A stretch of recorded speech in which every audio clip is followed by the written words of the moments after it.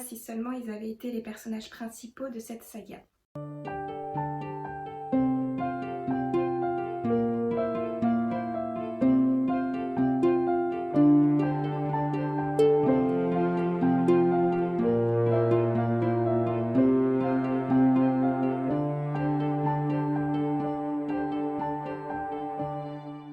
Bienvenue ami des livres, tu es sur la chaîne du Cactus qui lit et aujourd'hui je vais te parler de Nouveau Printemps. Nouveau Printemps est la préquelle à la série La Roue du Temps, écrite par Robert Jordan et publiée en 2013 aux éditions Brajlon.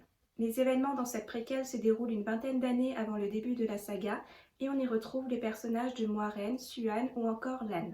Si l'histoire relatée dans cette préquelle se suffit à elle-même, elle aurait dû être à la base accompagnée de 2 autres tomes. Le deuxième concernant la vie de Tam au sein de l'armée de Liliane et le troisième racontant la quête de Moiraine et de Lan à propos de la recherche de l'enfant de la prophétie.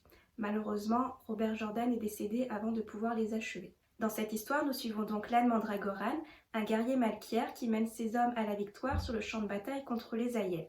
Cependant, Lan soupçonne que quelque chose d'inhabituel se trame lorsqu'il découvre une armée ennemie bien supérieure en nombre qui semble tourner dans les environs sans raison.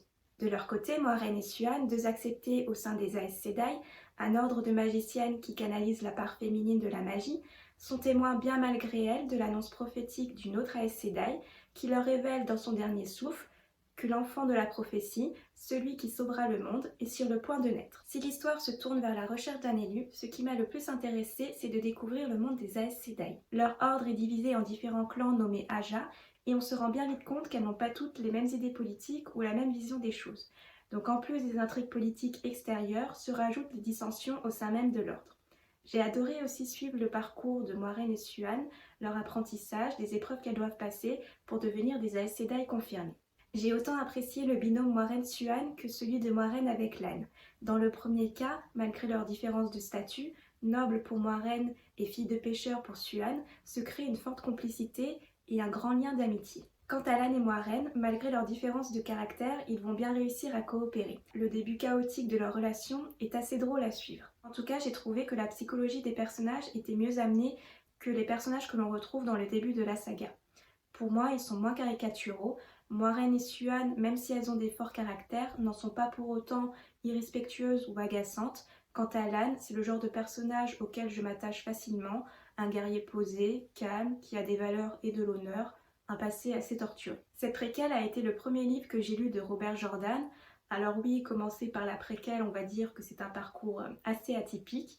Mais bon, je ne sais pas si on me l'avait offert ou si c'était moi qui me l'étais acheté, mais en tout cas, c'est le premier livre que j'avais. Et donc pour ma part, j'ai commencé l'univers de Robert Jordan par cette préquelle. Et on va dire que le destin a bien fait les choses, car je crois que si j'étais tombée directement sur le tome 1, je ne suis pas sûre que j'aurais continué la suite. Donc même si moi ça ne m'a pas dérangée, il est plutôt conseillé de lire la préquelle après le tome 4 ou 5 pour éviter quelques spoilers sur l'histoire. Par contre, m'étant beaucoup plus attachée au personnage de la préquelle, j'avoue que j'ai eu plus de mal à rentrer dans l'histoire du tome 1. Quand on a Moiraine, Siuan et Lan et qu'on se retrouve avec 3 paysans inexpérimentés et un peu clichés, on va dire que la chute est rude. En tout cas, pour conclure, si certains pensent que Nouveau Printemps n'apporte pas grand-chose à la série, personnellement j'ai trouvé que l'histoire de la préquelle introduisait à merveille le début de la saga. On y voit un univers dense se dessiner et des personnages bien soignés. Voilà, cette vidéo est terminée, je te remercie de l'avoir visionnée. Si tu as lu ce livre, n'hésite pas à me donner ton avis en commentaire. Et si je t'ai donné envie de le lire, je te souhaite une bonne lecture. En attendant, si tu souhaites faire plaisir à Cactus, n'hésite pas à liker, partager ou t'abonner. A bientôt et prenez soin de vous.